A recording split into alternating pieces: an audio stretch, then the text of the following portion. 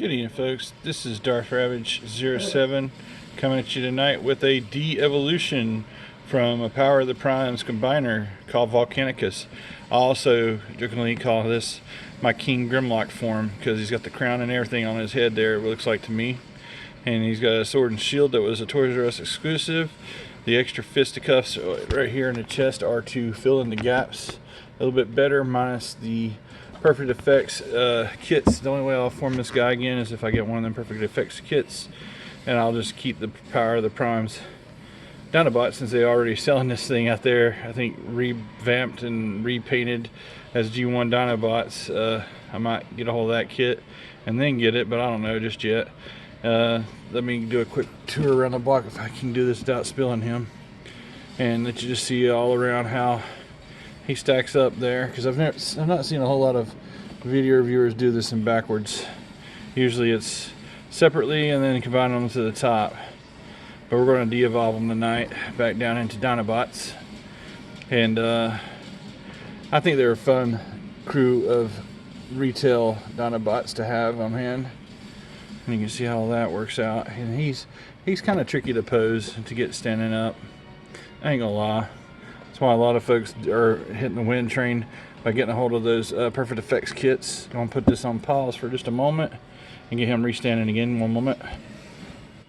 I really can't wait to upgrade my whole reviewing space into a better setup, but this is just starting off, and start off with the rough and what you can work with. So this is Volcanicus here. One moment please. At his feet is Combiner Hunter Chromia from that Hunter's 3-pack that shred the Decepticons up in that series. One moment. Along with Chromia now in frame is Earthrise Smokescreen, which just came today to kind of give you show you there's the Earthrise Deluxe compared to the Power of the Primes Voyager in the middle, and Deluxe is on the side. It's big, like a leader class, if not even you could say commander class. It gets second more. And also added to the frame is Generation Select Centurion, which I like to think that he's a reincarnated Tankor. And I think he looks absolutely great against the rest of the set. Over on the corner of this left corner screen, you can see in the background there a Age of Extinction Hound and a Scoop with his 2 Target Masters in his thing in front of the microwave there. We're eventually going to get to those guys, but today we're de-evolving the giant here, Volcanicus, or my King Grimlock in combined form. Alright guys, we're going to split them apart and transform them back down to their Dinobot modes. Thanks again for watching. Hang on one moment please. First up in the de-evolution process is Grimlock. He is the leader of the Dinobots, and still one of my personal faves. He has an impressive range of articulation, and even in his robot mode, and still, even though he's a combiner figure, he still retains most of his transformation over time. Pretty cleaned up in this mode, in his robot mode, for his Power of the Primes form there. And I really do dig this figure since day one. He's got those red comic book eyes. I don't know if you can see them all that great here, but he's always tended got those in most toy forms. Like I said, I borrowed that sword from a Toys R Us set, and I like that a lot better than the standard, Combiners Wars shields and assortment and stuff. Let me get the next one up in the de-evolution process. Thanks again for watching. Next in the de-evolution process is Snarl. He's another deluxe class Power of the Primes combiner. He was my right arm, and just like you take a quick look at how he cleaned up around about for his robot mode. I do like that better than the G1 offering. I definitely love the combiner's aesthetic. One moment please, I'll get the next Dinobot out there. Next up in the de-evolution of the Dinobots is Slag, and he was the first one of these I found in retail, and it's a very simplistic transformation, but love how everything tucks away, is nice and neat, and definitely looks like our Dinobots of old while doing and giving us something new. Hang on a moment. Here is Sludge, and he's just as kibblelicious as any Dinobot ever. I probably got a couple things mistransformed, like this is not far enough tilted back, but then you got some egregious Dinobot parts, but it helps them stand up in robot mode.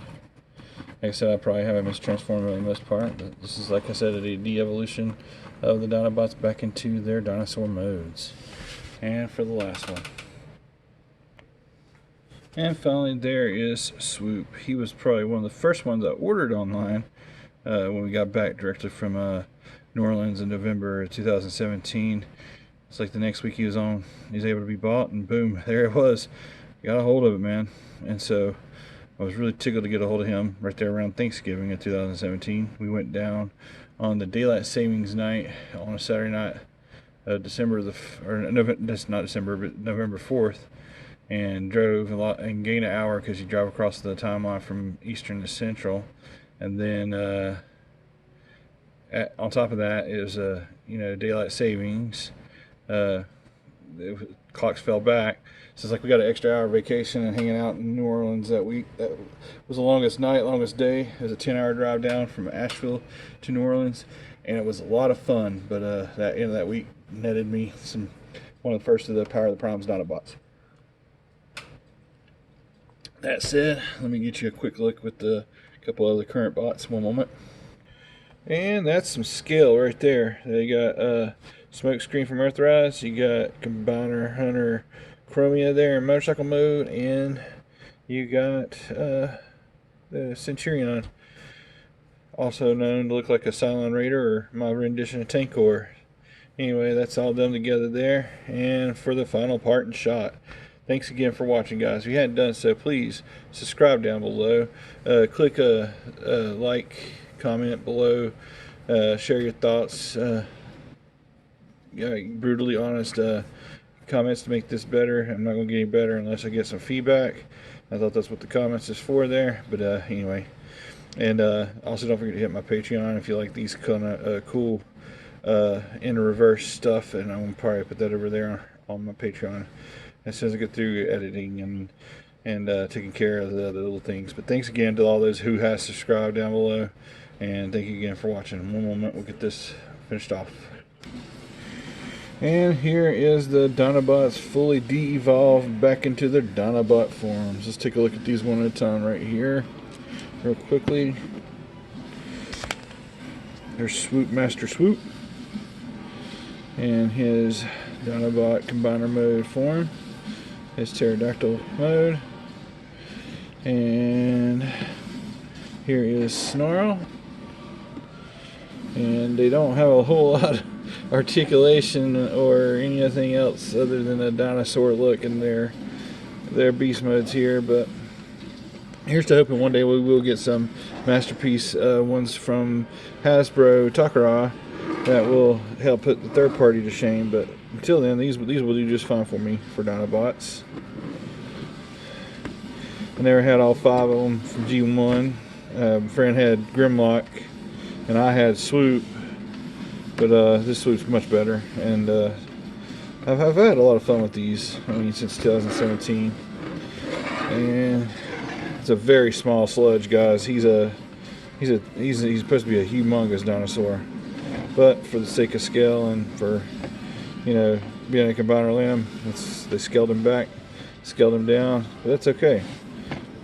He looks really good all the same. I think it even looks better than his G1 counterpart. And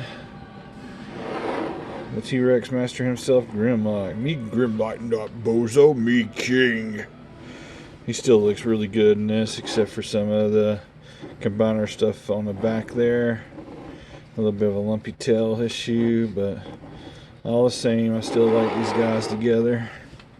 And one more time, just to give you some scale, give me just a moment, please.